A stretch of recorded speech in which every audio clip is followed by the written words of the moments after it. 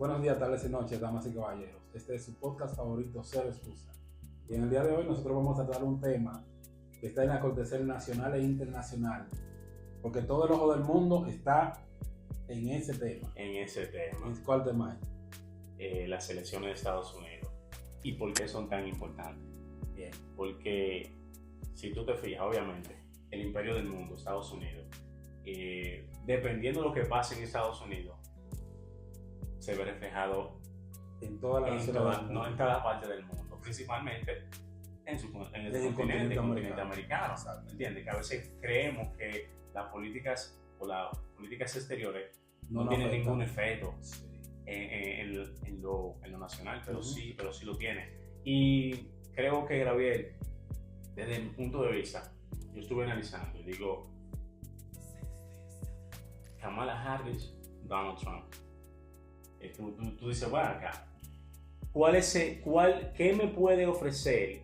Por ejemplo, veo cada vez que yo veo un noticiero, veo que la pregunta principal que le dicen a los norteamericanos que dicen que van a votar por Kamala Harris, normalmente le dicen, mencióname algo que haya logrado Kamala Harris. Y todos se quedan un silencio total, ¿entiendes? Entonces, mencióname, dime el por qué Kamala Harris está en una posición de vicepresidenta. Es ¿entiendes? Vicepresidenta de los Estados Unidos por los últimos 4 años.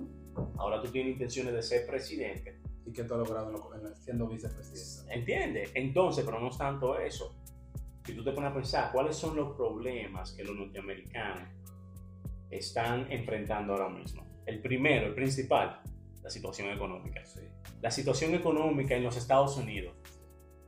Tú sabes de que el American Dream se ha convertido, el sueño americano se ha convertido en una pesadilla. Es una pesadilla donde las personas común y corriente, el pueblo, los llanos, se trabajan solamente para pagar renta, pagar comida, combustible caro. Parece mentira, Impuestos. Exacto. Y claro, pues ya el sueño americano no existe. Entonces, otra situación, la situación migratoria en los Estados Unidos en los últimos 3 años, 4 años, sí. Desde la pandemia para acá, Estados Unidos se ha convertido, ¿qué te digo? En ese aspecto, pensar violar una frontera de Estados Unidos. No, espérate, desde antes de la pandemia, porque acuérdate que antes de la pandemia había un flujo de gente grandísimo que iba desde Sudamérica. Sí, pero oye, ¿qué pasa? Antes tú pensar,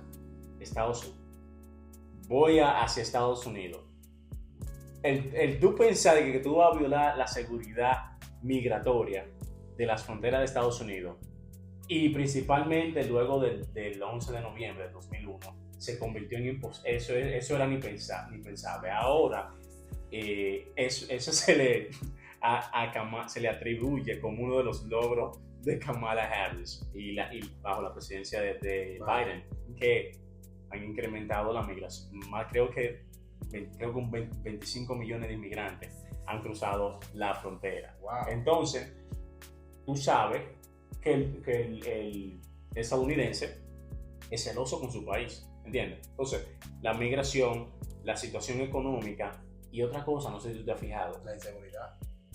La inseguridad en Estados Unidos. Principalmente. Que era un estandarte de seguridad. Principalmente en ciudades como California, sí. que tienen un precio. Si tú, por ejemplo, entras a una tienda y si tú no te robas si lo que tú te llevas es menos de $1,000, entonces no hay penalidad. Por día. Entonces, son situaciones que tú dices, wow, Estados Unidos, la meca del mundo, el imperio del mundo, donde todo el mundo es donde tú me entiendes, eso es el modelo a seguir.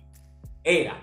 Sí. Yo digo, bueno, o es. Entonces, en el contexto histórico que nos encontramos, pensar, esa es mi opinión. No, claro. Esa es mi opinión.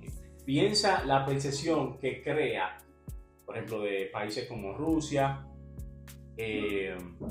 Dubái, tú sabes, países, Canadá, países, te digo países de primer mundo.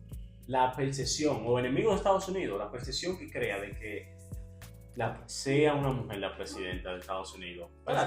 Ser una mujer la presidenta de Estados Unidos. Yo creo que en el contexto histórico que nos encontramos, en un mundo que se ve totalmente distorsionado, que no sabemos para dónde va. Primera vez en el mundo, o primera vez en mi vida que yo veo que no se sabe hacia dónde vamos. Sí. No sabemos hacia dónde vamos. Tenemos un futuro incierto. Guerras, situación económica. Sí. Entonces tú dices, ¿qué es lo que está pasando? Fenómenos sobrenaturales. Que eso, aunque no es culpa de los gobernantes, sino cómo actúan después, pero quieren tapar la realidad. No, y también esa agenda 2030, o 2050 ahora, no sé. Esa agenda que principalmente en Estados Unidos se ha convertido en algo... Una pesadilla. Porque, por ejemplo, en estados como California, si tu hijo de 10 años se autopercibe como... no binario o como mujer, así o hembra, si tú lo tratas de corregir, no, a ti te van a despojar de tu hijo. ¿Entiendes? Y eso es por ley. Pero así van las cosas. Mi opinión personal, creo que al mundo le conviene que gane Donald Trump. Y increíble porque pasa de ser villano a héroe. ¿Por qué de villano a héroe? ¿Por qué? Explícame eso. Si pensamos en el 2020, sí, él perdió. ¿Por qué? Porque era un villano. Porque no supo manejar la situación del COVID. Sí. Pero hoy en 2024 el mundo se ha vuelto un caos y Donald Trump aparece como el salvador. Sí. ¿Entiendes? Entonces, creo que el mundo debe de revisarse. Porque los líderes, Kamala Harris y Donald Trump, ¿cuál es tu opinión? ¿Tú crees que debe ganar Donald Trump? Para mi entender, mira, para mi entender. ¿O cuál tú crees que debería ganar? Mira cómo yo lo veo. Porque hay dos cosas.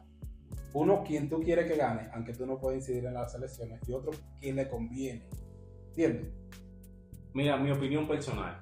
Sí. Porque yo quisiera que Donald Trump sea elegido como presidente nuevamente de Estados Unidos, por lo que él representa. Yeah. Durante el gobierno de Donald Trump, la economía de Estados Unidos no se parece a la de ahora. Era mejor. No, era mejor. Las situaciones de geopolítica en el mundo, de situaciones, ¿cuántas guerras hubo? ¿Cuántas guerras se iniciaron durante? No, se creía que iban a comenzar la guerra. ¿Entiendes? Entonces, y es lo que sacó la tropa de Irak, y es lo que hizo paz se juntó con Jinping, el de Xi China, Jinping, y se juntó con el de Norcorea también. Con el de Norcorea también. Y con Putin. Kim Jong-un, y se juntó con Putin también, con sus tres enemigos. Exacto. Entonces, se esperaba que cuando él ganara se iba a comenzar la Tercera Guerra Mundial, y fue el tiempo. Yo hablé con una amiga mía cuando yo estaba allá en Estados Unidos y ella me dijo, si él gana, no sé qué va a pasar, yo creo que se va a armar la Tercera Guerra Mundial. Y yo no estoy hablando de una persona estudiada, y me decía, no, yo no sé qué va a pasar si él gana, yo creo que se va a armar la Tercera Guerra Mundial. Y yo te voy a decir, bueno, mi opinión personal es que tú concluiste. Sí, claro. Mira, yo te voy a decir algo. Para mí todo es una manipulación. Toda una manipulación. Kamala representa continuidad de lo que ya está. Pero hay un detalle. Si todo está mal, si hay algo que está mal y sigue estando mal, va a llegar a peor. ¿Lo entendemos? Porque como decías tú, ¿qué ha hecho ella en 4 años? ¿Entiendes? ¿Cuál es su propuesta? Ok, supongamos que tú vas a hacer esta propuesta y porque tú no lo hiciste estando en el gobierno, porque es tu gobierno. No, tú podías hablar con el presidente de ahí cuando tú quisieras. Entonces, ¿por qué no lo hiciste? Ahora sí quieres, ¿verdad? Entonces, al fin y al cabo, toda una manipulación. ¿A qué me refiero?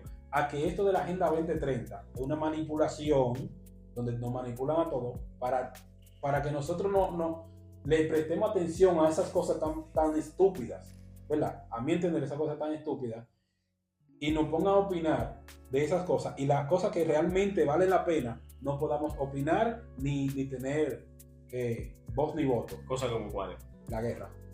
Tú le preguntas a cualquier persona, a quién persona si quiere que haya guerra en los Estados Unidos y te dicen que no. ¿Entiendes? Entonces, cuando esas personas eligieron ir a la guerra, lo eligen ellos y no le preguntan a nadie. No, pero eso siempre ha pasado. Es lo que te estoy diciendo, todo es una manipulación. Los gobiernos siempre actúan sin preguntarle nada a nadie. Entonces voy. Quien conviene que gane es Donald Trump. ¿Por qué? Por lo mismo que tú dijiste. lo mismo que tú dijiste, sino él realmente sería un freno a la venta, un freno no, porque no es que él lo va a parar, pero sí va a posponer la Agenda 2030, ¿entiendes? Lo va a posponer más, porque que él no va a estar ahí toda la vida. No, claro. Y eso es algo que solamente no él solo que puede contraer eso. Él es el presidente y él va a tomar muchas estupideces, ¿entiendes? Pero muchas cosas se van a hacer que van a seguir. Y al fin y al cabo, los dueños de la empresa, ¿entiendes? Como Disney, ellos hacen la película y ponen ahí que dos mujeres se besen, como pasó con Buzz Lightyear. ¿Y qué uno va a hacer? ¿Qué va a hacer él ya después que lo hicieron? ¿Entiendes? No. Entonces, la economía sí va a mejorar, pero no creo que sea tanto, porque es que hay ya demasiado el dinero que hay en la calle. No me refiero ni que a la calle, sino al dinero que ha imprimido la Reserva Federal. Ese es el problema de inflación. El problema de inflación. No es que lo va a mejorar y que él gane en 4 años. Es demasiado lo que han disparado dinero para afuera, a lo interno y a lo externo. Y al fin y al cabo el dinero fluye entrando y saliendo de Estados Unidos. No, y hay un factor, los BRICS. ¿Entiendes? Sí. Ellos, por ejemplo, Uy, sí. la antidolarización. Espérate, que el BRICS, esos países del BRICS son los países que más dinero tienen de los Estados Unidos y ellos se están tratando de deshacer de ese dinero. Y si se deshacen de ese dinero, ¿para dónde regresa ese dinero? No tanto que se deshacen. Recuérdate que si tú te pones a pensar, el dinero es simplemente un instrumento de intercambio. Sí. Entonces, luego del 71, cuando se desvincula el precio del oro, el dólar del oro. El dólar del oro, Sí. entonces se produce el petrodólar. Las transacciones internacionales se hacen en dólares. Ajá. Y el BRICS es simplemente una contraparte de eso. Entonces, automáticamente, tu moneda no